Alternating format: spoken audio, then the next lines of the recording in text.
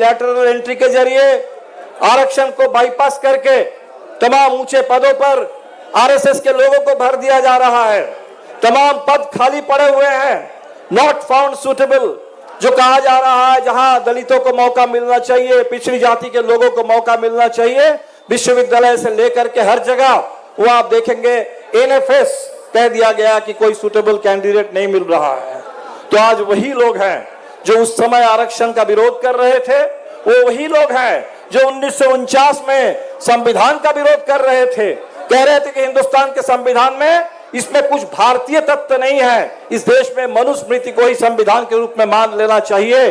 खुल करके 1949 में 26 नवंबर जब संविधान पारित हो रहा था, बिल्कुल उसी समय ऑर्गेनाइजर में संपादकीय लिखा जा रहा था उस संविधान के खिलाफ, और आज उसी संविधान की शपथ लेकर के सत्ता में बैठे हुए हैं। इसीलिए साथियों, बड़ी लड़ाई है। बिहार सामाजिक न्याय आंदोलन, सांप्रदायिकता के खिलाफ पूरे देश के अमन चैन, अमन और इंसाफ की लड़ाई और सबों की एकता, उस एकता का मजबूत गढ़ है। आज के इस कठिन दौर में महाराष्ट्र के चुनाव चुरा लिया गया, हरियाणा का चुनाव चुरा लिया गया। 2024 में बिल्कुल ये सरकार जाने वाली थी, लेकिन चुनाव चुरा लिया गया और फिर एक बार मोदी सरकार आ गई, तो बिहार पर पूरे हिंदुस्तान की आज निगाह है। बिहार के ऊपर वो दारोमदार है कि इस बार ये जो 20 साल से जो सरकार चल रही है, और जिस सरकार ने आज बिहार को गरीबी में, बेरोजगारी में, कर्ज में डुबो दिया है, अपराधियों का राज कायम कर दिया है, सुशासन की बात करते करते भ्रष्टाचार बात कर रहे थे, बहुत भ्रष्टाचार के खिलाफ आज 70,000 करोड़ उसका हिसाब नहीं मिलता है। सीएजी की रिपोर्ट है, सबसे चरम भ्रष्टाचार, सबसे ज्यादा अपराध आज नीतीश जी के दौर में, नीतीश जी और मोदी जी के डबल इंजन के दौर में ये बिहार में हो रहा है। तो इसीलिए बिहार को बदलना होगा, बिहार को बचाना होगा, संविधान को बचाना होगा, देश के लोकतंत्र को मजबूत बनाना होगा। तो बिहार जब जब बोलता है, बात पूरे हिंदुस्तान में गूंजती है। तो आज बिहार से ये जो नारा उठा है, वोट चोर गद्दी छोर, ये नारा पूरे हिंदुस्तान में गूंजेगा। और बिहार में जैसे ही चुनाव आता है, बहुत वोट काटे जा रहे हैं, बहुत बड़ी तादाद में। 65 लाख पहले चरण में चला गया, अभी 15 लाख के बारे में आया है कि डॉक्यूमेंट नहीं मिला। इसके बाद कितने लोगों का डॉक्यूमेंट के बावजूद वेरिफिकेशन के नाम पर काटा जाएगा, आपको मालूम नहीं है। इसीलिए वोट की लड़ाई भी लड़ेंगे, कदम कदम पर लड़ेंगे। आपसे अपील करेंगे कि उसमें लोगों की मदद कीजिए। हर पंचायत में, हर बूथ पे, हर बीएलओ, हर बीडीओ, हर एसडीओ, हर डिस्ट्रिक्ट मजिस्ट्रेट के खिलाफ वहां लड़िए, दबाव बनाइए, ताकि हमारे लोगों के वोट ना काटे जाए। और जो वोट आपके पास बचेगा, उसी वोट से ऐसी चोट कीजिए कि बिहार से एनडीए की सरकार जाए, इंडिया गठबंधन को निर्णायक बहुमत मिले और पूरे हिंदुस्तान को ये तसल्ली हो जाए, पूरे हिंदुस्तान का ये विश्वास जगे कि इस देश में कतई हिटलर शाही नहीं चली तो मोदी शाही भी नहीं चलेगी। हिंदुस्तान में, इस देश में लोकशाही चलेगी, संविधान के रास्ते पर, अंबेडकर के उस संविधान के रास्ते पर हिंदुस्तान आगे बढ़ेगा। कर्पूरी जी की विरासत, बीपी मंडल जी की विरासत, सामाजिक न्याय का आंदोलन, भूमि सुधार का आंदोलन, समाजवादियों की विरासत, कम्युनिस्टों की विरासत, गांधी नेहरू के जमाने से कांग्रेस की वो साम्राज्यवाद विरोधी विरासत, हम सब लोग मिलकर के इस देश को बचाएंगे और इस देश में संविधान की रक्षा करेंगे। आप लोगों की इतनी बड़ी एकता देख करके और जिस तरह से इतना अपार जन समर्थन इस यात्रा को मिल रहा है, हम लोग सासाराम से शुरू किए थे, दक्षिण बिहार में भी देखा, सीमांचल में भी देखा और कोसी से लेकर के मिथिला के इस दौर में भी यहाँ भी देख रहे हैं। तो आप सभी लोगों का बहुत बहुत तहे दिल से शुक्रिया। इस एकता को और मजबूत बनाइए और इस संदेश को बिहार के हर कोने तक पहुंचा दीजिए। चुनाव वोट चोर गद्दी छोर। धन्यवाद कॉमरेड दीपांकर जी। वतन की फिक्र कर नादा मुसीबत आने वाली है, तेरी बर्बादियों के मशवरे हैं आसमानों में, न जागोगे तो मिट जाओगे अरे हिंदुस्तान वालों, तुम्हारी दास्तां तक भी ना होगी दास्तानों में। अब मैं युवा दिलों की धड़कन, बिहार में नेता विपक्ष श्री तेजस्वी यादव जी को आमंत्रित करता हूं।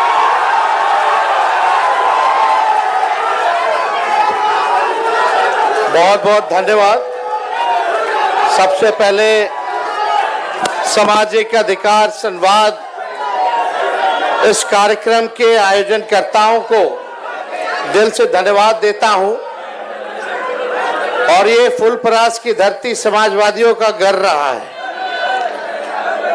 कर्पूरी ठाकुर जी की कर्म भूमि है और आज कर्पूरी ठाकुर जी के कर्म भूमि पर आदरणीय राहुल गांधी जी आए हैं। मैं आप सब लोगों की तरफ से सबसे पहले इनका स्वागत और अभिनंदन करता हूं।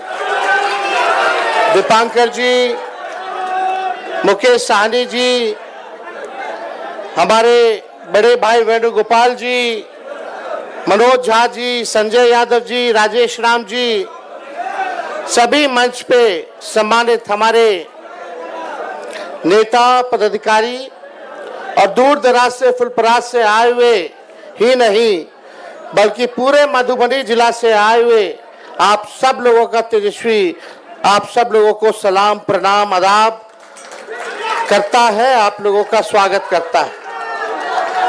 देखिए, ज्यादा कुछ कहना नहीं है, पूर्व में वक्ताओं ने सारी बात जो है विस्तार से बता दी है। हमारा यात्रा किस मकसद से चल रहा है वो आप भी जानते हैं। लोहिया जी कहते थे और लालू जी भी कहते हैं उसको, वोट का राज मतलब छोट का राज। और ये भाजपा के लोग, एनडीए के लोग मिल करके आप लोगों का अधिकार ही नहीं बल्कि आप लोगों के अस्तित्व को मिटाना चाहते हैं।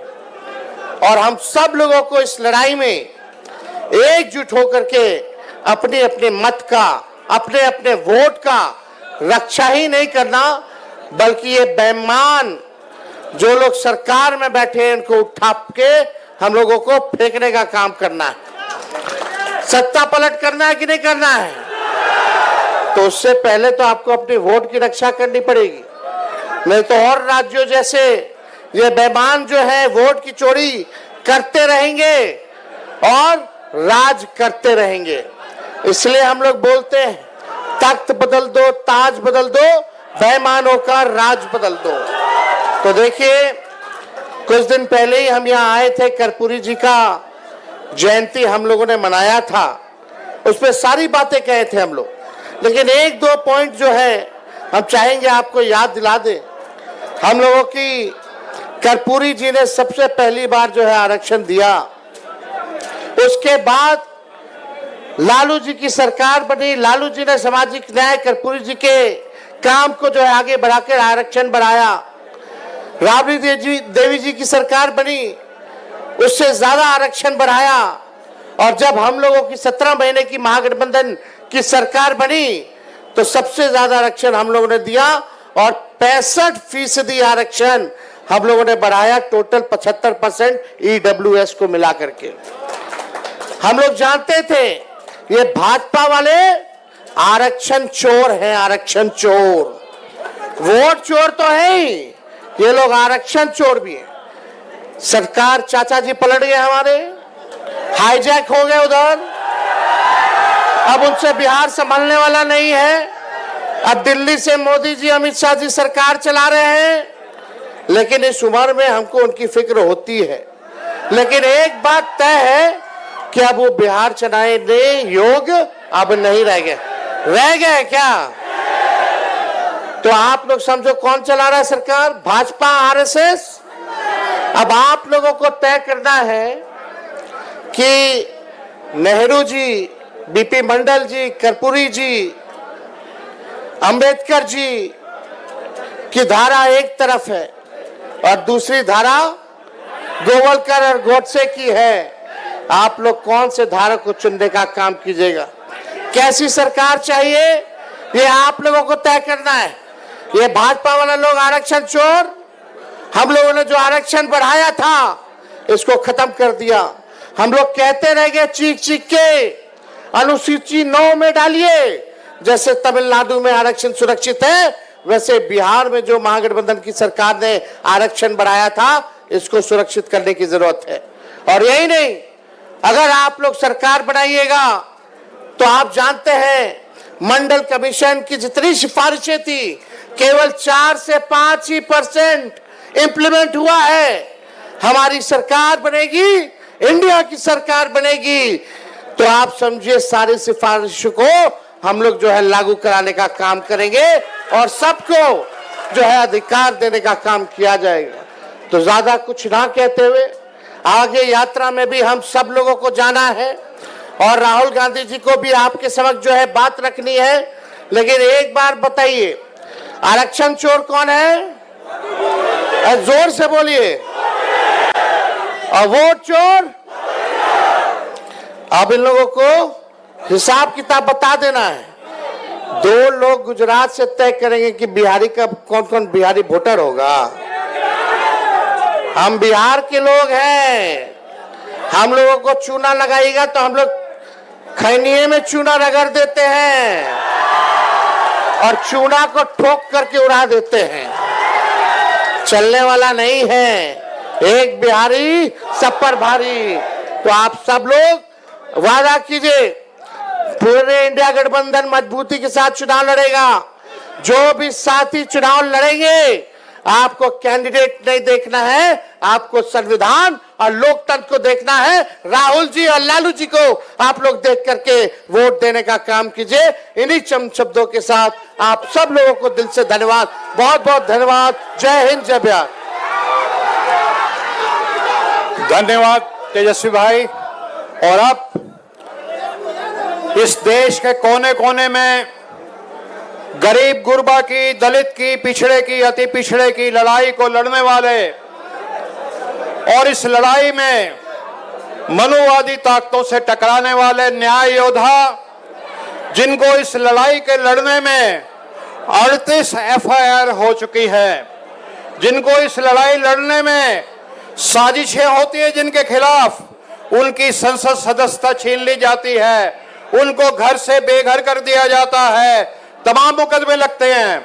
अभी पिछले दिनों बिहार में आए थे, राहुल जी चाहते थे कि दरभंगा के जो दलित छात्र हैं मैं उनसे मिलूं, लेकिन इस सरकार ने, जो RSS की सरकार है, उसने इस बात को अपराध माना, गुनाह माना और इस बात पे राहुल जी के ऊपर एक FIR और कर दी। तो साथियों, हजारों साल नरगिस अपनी बेनूरी पे रोती है, बड़ी मुश्किल से होता है चमन में दीदावर पैदा। आज हमारे बीच में वो शख्स जो आपके बीच में न्याय योद्धा की तरह लड़ रहा है और हम सबको बब्बर शेर बना दिया है, मैं आमंत्रित करता हूं न्याय योद्धा राहुल गांधी जी को।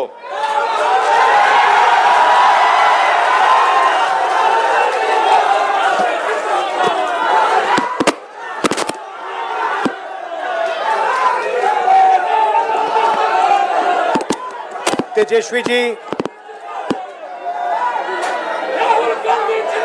भट्टाचार्य जी,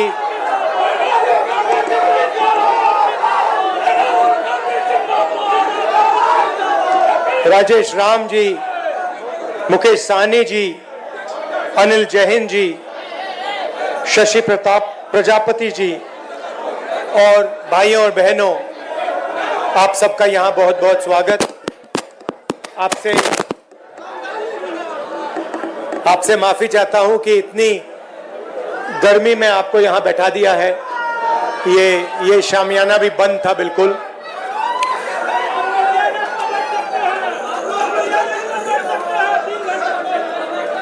कुछ साल पहले अमित शाह ने बयान दिया, एक बार नहीं अनेक बार, कि अब बीजेपी की सरकार 40-50 साल चलेगी। हाँ, और मैं सोच रहा था कि यह व्यक्ति कैसे कह सकता है, इसको कैसे मालूम कि बीजेपी की सरकार 40-50 साल चलेगी। हम सब राजनेता हैं, जनता क्या करेगी, जनता के दिल में क्या होता है, जनता ही जानती है। तो ऐसा बयान देना कि अब हमारी सरकार 40-50 साल चलेगी, यह अजीब सा बयान है। और उस टाइम मैंने सोचा था कि इसको कैसे मालूम कि 40-50 साल के लिए सरकार चलेगी। और अब सच्चाई पूरे देश के सामने आ गई है। वो ये बात इसलिए कह सकते हैं कि वो वोट चोरी करते हैं, और ये चोरी इन्होंने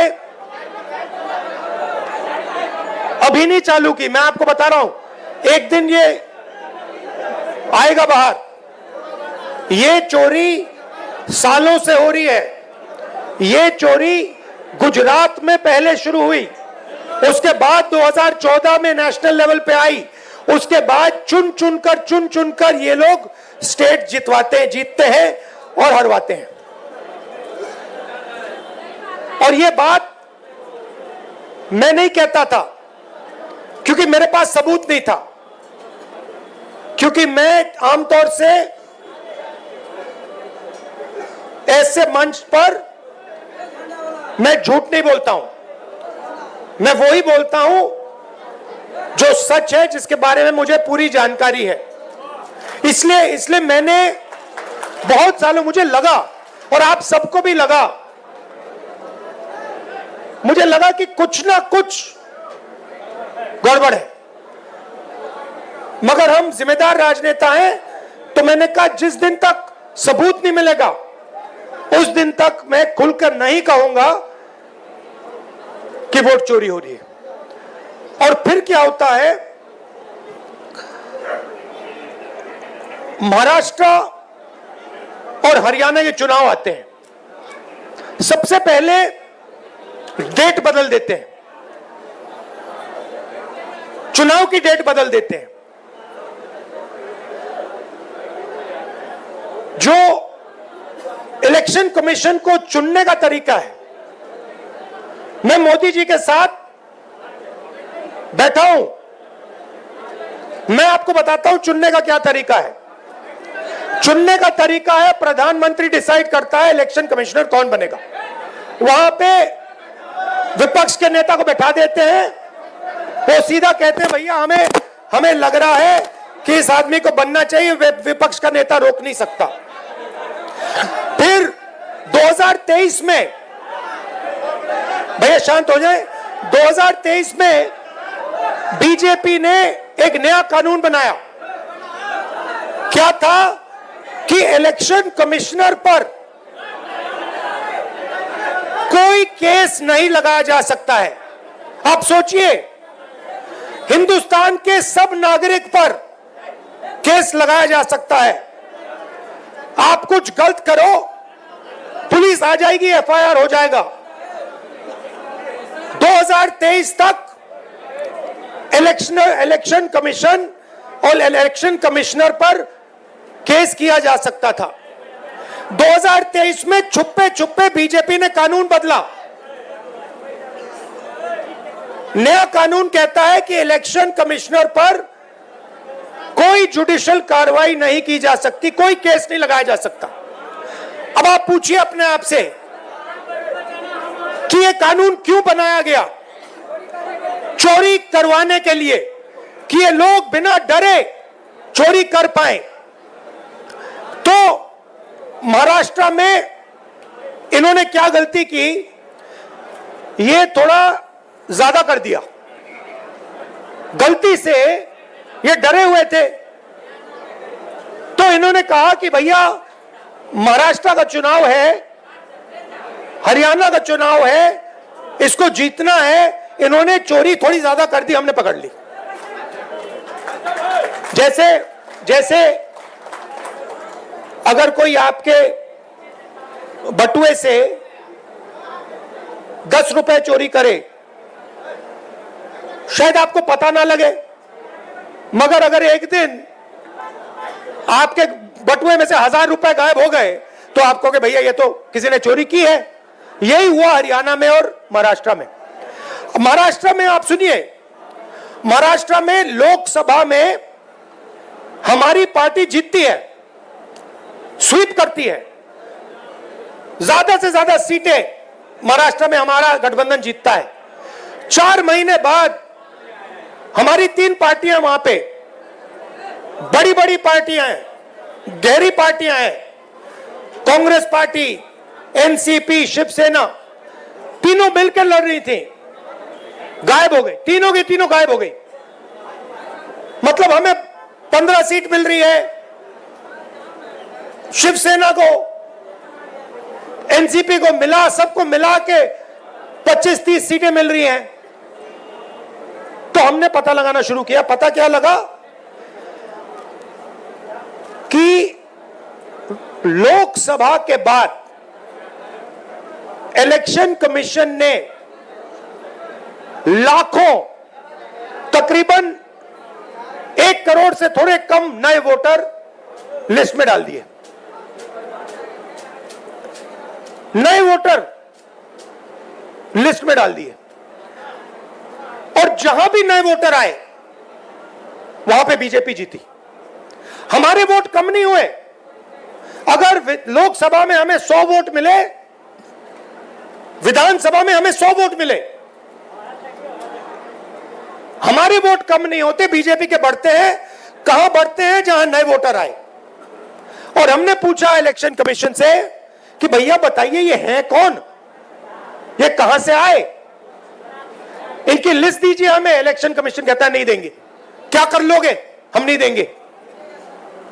उसके बाद हमने कहा देखिए वीडियोग्राफी का कानून है, आपने देखा होगा पोलिंग बूथ में वीडियो कैमरा लगे हुए हैं, देखा आपने?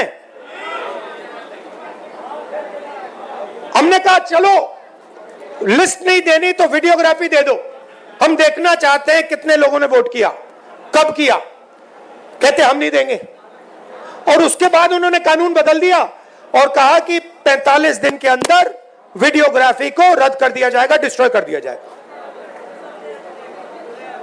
तो महाराष्ट्र में हमने पकड़ लिया इनको, हरियाणा में भी यही किया। फिर मैंने क्या किया, मैंने कांग्रेस पार्टी के हमारे जो लोग हैं उनसे कहा कि एक काम करो, कर्नाटक में एक सीट में जाकर गहराई से देखो हुआ क्या।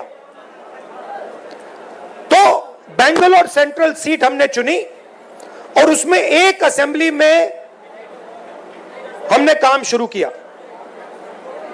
कागज की लिस्ट थी, 8 फुट कागज के, मतलब इतने बड़े,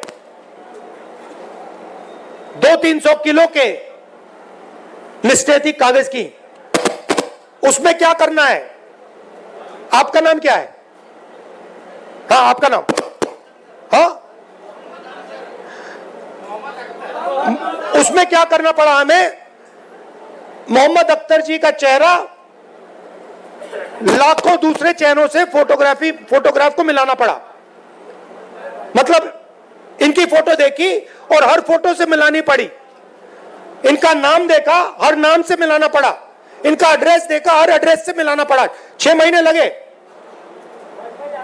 30-40 लोग 16-16 घंटे काम किए। हमें पता लगा कि महादेवपुरा असेंबली में 1 लाख फर्जी वोटर थे। कोई वोटर 4-5 बार उसका नाम आ रहा है, इस बूथ में आ रहा है, इस बूथ में आ रहा है, इस बूथ में आ रहा है, उस बूथ में आ रहा है। छोटा सा घर है, 1 बेडरूम का घर है, उसमें 70-80 लोग रहते हैं। जब हमने आदमी भेजा, भाई पता लगाओ इसमें 70 लोग रहते हैं, कहते भैया यहां तो कोई रहता नहीं है, यहां तो 4 लोग रहने।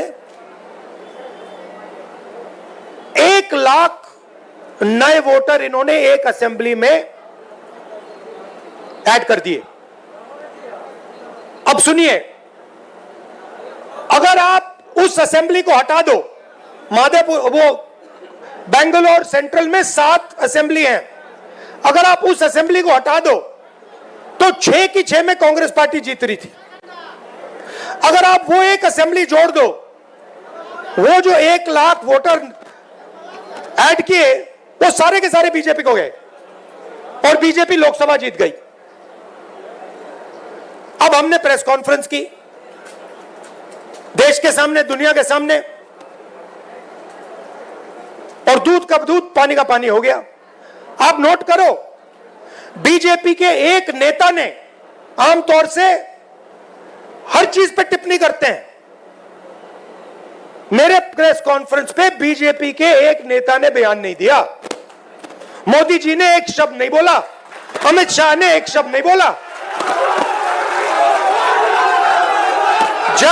जब चोर को पकड़ा जाता है, चोर बिल्कुल चुप हो जाता है। जब पुलिस वाले उससे पूछते हैं क्या किया, बिल्कुल चुप हो जाता है, कुछ बोलता नहीं हो, क्योंकि जानता है कि भैया पकड़ लिया, फंस गया। तो ये हुआ है। अब वोट का क्या मतलब है? आप कहोगे ठीक है भैया, बीजेपी वोट ले गई, वोट बढ़ा दिए, बिहार में 65 लाख वोट कम कर दिए। अच्छा, इनका तरीका मैं आपको बताता हूं। ये क्या करते हैं, ये 65 लाख वोट कम करेंगे और फिर 65 लाख वोट जोड़ेंगे। ये इनका गेम है। तो अब आप कहो भैया भैया माइक तो ठीक कर दो।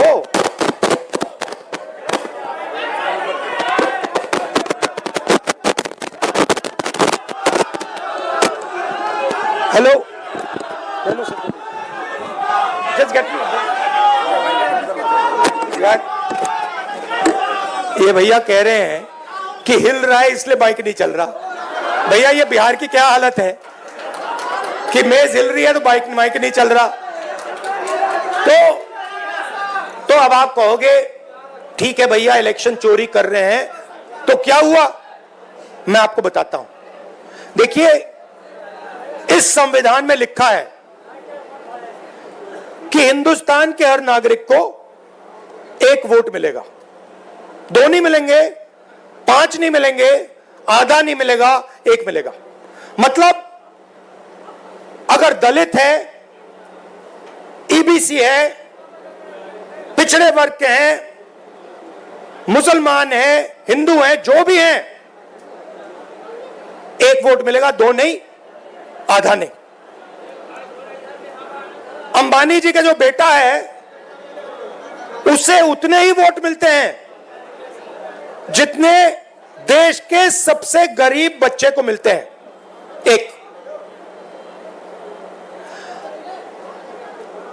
और वोट को सबसे ज्यादा किसको जरूरत होती है? आप क्या सोचते हो? अंबानी जी को वोट की जरूरत है? कोई फर्क पड़ता है उनको?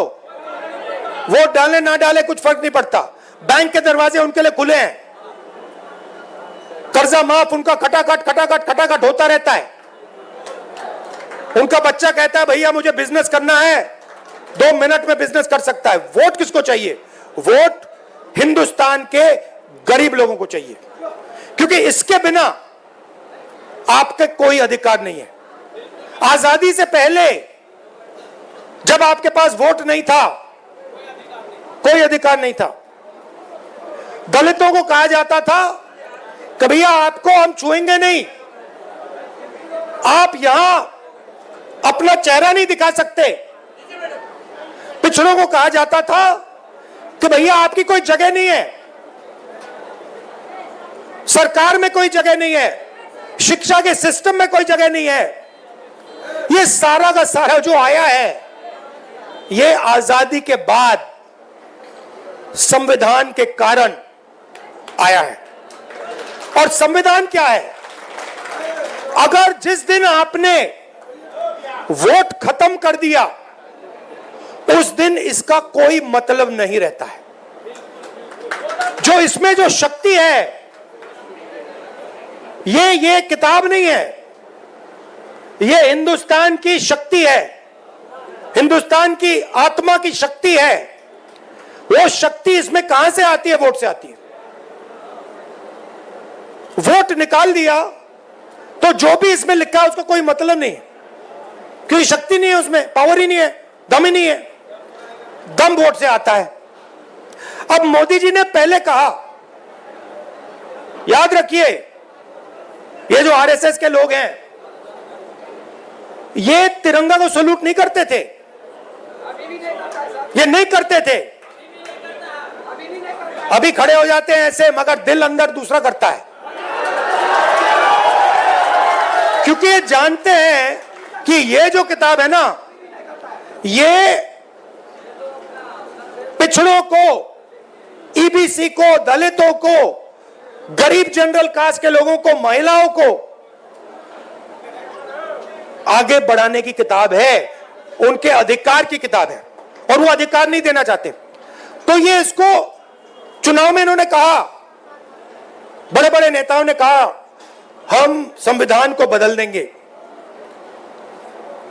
बदल देंगे, और हमने कहा ऐसे नहीं होगा, सपने मत देखो, संविधान को कोई शक्ति नहीं बदल सकती।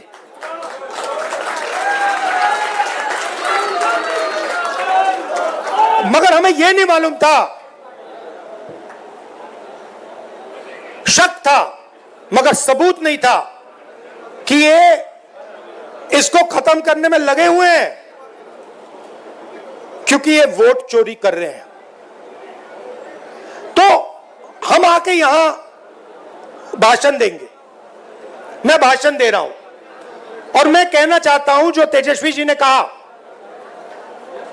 अंबेडकर जी का सपना, गांधी जी का सपना, कर्पूरी ठाकुर जी का सपना, उसको पूरा करना चाहते हैं।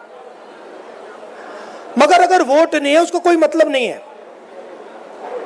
हम यहां जितने भी भाषण करना चाहें हम कुछ नहीं कर पाएंगे अगर वोट नहीं है। मैंने भाषणों में कहा भैया 50% की जो दीवार है रिजर्वेशन की, उसको हम तोड़ देंगे, बिना वोट के नहीं तोड़ सकते, सवाल नहीं उठता। हम मतलब भाषण देते रह जाएंगे। अगर वोट चला जाएगा, आरएसएस का कंट्रोल हिंदुस्तान की संस्थाओं पर होगा और जो प्रगति होनी चाहिए वो नहीं होने वाली। इसलिए हमने वोटर अधिकार यात्रा यहां शुरू की। आप क्या सोचते हो, एक बार आपका वोट चला गया उसके बाद भैया राशन कार्ड जाएगा, उसके बाद आवास जाएगा, उसके बाद जमीन जाएगी। ये अंबानी आता, अदानी आता है और किसानों की जमीन ले जाता है। किसान लड़ कैसे पाते हैं? लड़ इसलिए पाते हैं क्योंकि ये है, क्योंकि किसान कहता भैया अगर आपने हमारी जमीन ली तो देखना चुनाव में हम आपको दिखा देंगे। अगर ये चला गया तो किसान कुछ नहीं कर पाएगा, मजदूर कुछ नहीं कर पाएगा, सारा का सारा डर जो है चला जाएगा। मोदी जी आपको टीवी पे दिखते हैं, एक बार चोरी पूरी हो गई वो दिखेंगे भी नहीं, वो अंदर बैठ जाएंगे रेसकोर्स रोड के। वो अलग बात है कि थोड़ी देर बाद बैठना पड़ेगा उनको, क्योंकि इतना गुस्सा है जनता के दिल में। बिहार को देखो, यहां पे आप यात्रा में आओ, देखो क्या हो रहा है। मतलब लाखों लोग आ रहे हैं, कह रहे, बच्चा बच्चा कह रहा है वोट चोर, वोट चोर, वोट चोर। अच्छा, बच्चे को समझ आ गई बात। मेरे पास बच्चे आ रहे हैं, कान में कह रहे हैं वोट चोर, वोट चोर है, वोट चोर, मोदी वोट चोर है, और मीडिया वालों की बात समझ नहीं आ रही। अच्छा, इनसे पूछना, एक बात पूछना इनसे, अभी मीटिंग के बाद इनसे पूछना, भैया एक बात समझाइए, ये जो आपके एंकर हैं, ये जो आपके एडिटर हैं, इनमें ईबीसी, ओबीसी, दलित क्यों नहीं दिखाई देते? ये जो बड़े बड़े रिपोर्टर हैं, ये करते हैं, टॉक शो करते हैं, डिबेट करते हैं, इनसे पूछिए भैया 90% आबादी इसमें है क्यों नहीं? एक आपको ओबीसी नहीं मिलेगा, एक दलित नहीं मिलेगा, एक बैकवर्ड नहीं मिलेगा, नहीं मिलेगा, पूछ लो, एक नहीं मिलेगा। ये भैया आपकी आवाज नहीं है, ये बात याद रखिए, ये नरेंद्र मोदी की आवाज है। इनकी गलती नहीं है बेचारों की।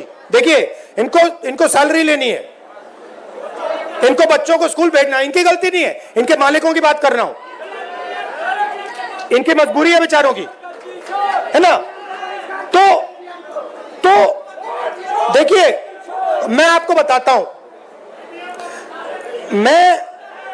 मुझ में अजीब सी बात है।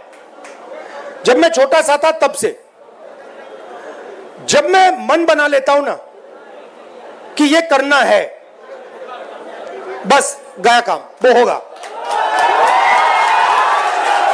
और मैं बता रहा हूं, मैं मतलब आधा काम नहीं करता हूं। मैंने कहा था कि जमीन अधिग्रहण बिल होगा, आधी कांग्रेस पार्टी खिलाफ खड़ी हो गई थी। मैंने कहा भैया आप करो जो करना है, ये होगा, मैंने करवा दिया। तो मेरा कहना है, एक बात आप लोग समझ लीजिए कि 90% जो लोग हैं, तकरीबन 50% बैकवर्ड कास्ट में आते हैं। उसमें ईबीसी है, ओबीसी है। तकरीबन 15% दलित हैं, उसमें महादलित भी हैं। तकरीबन 15% माइनॉरिटीज हैं। नहीं, बिहार की बात नहीं कर रहा हूं, देश की बात कर रहा हूं। और आदिवासी तकरीबन 9%। सबको जोड़ लो 90% हो जाता है। और मुझे क्या दिख रहा है कि इस देश में 90% को कुछ मिलता ही नहीं है। आप देखते रह जाते हो। तो आने वाले समय में जो 90% है, उसको राजनीति में, हिंदुस्तान के इंस्टीट्यूशंस में, सारी जगह भागीदारी मिलनी होगी। और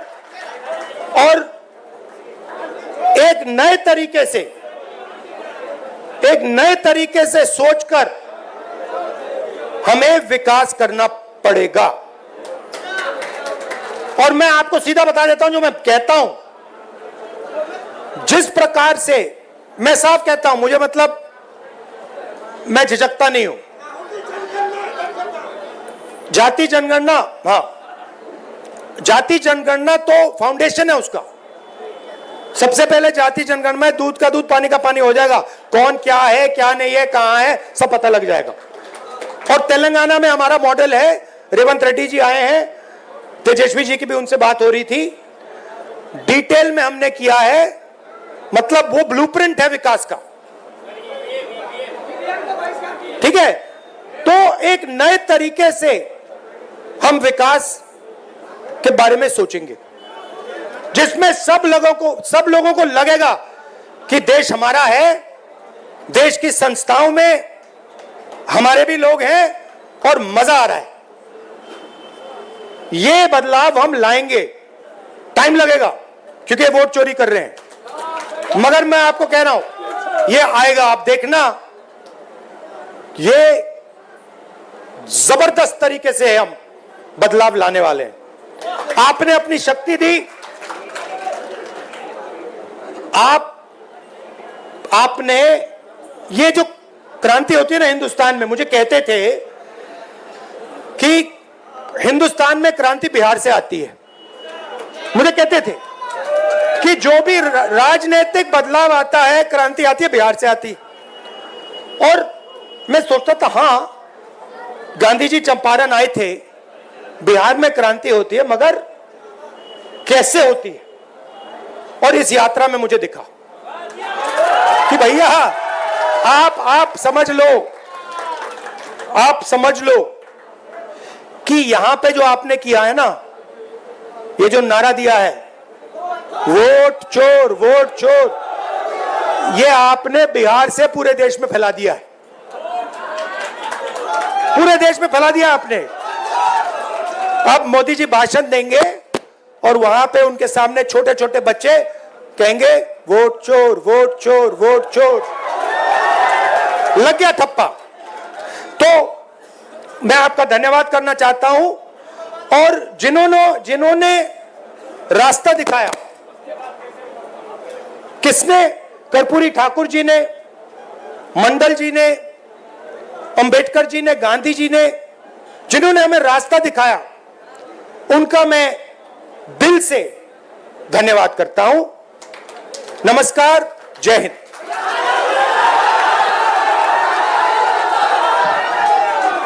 धन्यवाद राहुल जी। अब जितेंद्र बघेल जी से आग्रह करूंगा कि धन्यवाद करें। बहुत बहुत धन्यवाद। हमारे आधुनिक सामाजिक न्याय के प्रवक्ता आदरणीय श्री राहुल जी, हमारे भाई आदरणीय श्री तेजस्वी जी, हमारे सर आदरणीय श्री केसी वेणुगोपाल जी, आदरणीय श्री दीपांकर भट्टाचार्य जी, श्री मुकेश साहनी जी, इन सभी का मैं हार्दिक धन्यवाद देता हूं। और सबसे ज्यादा धन्यवाद देता हूं मैं जो हमारे बहुजन समाज के जो हमारे प्रतिनिधि आए हुए हैं।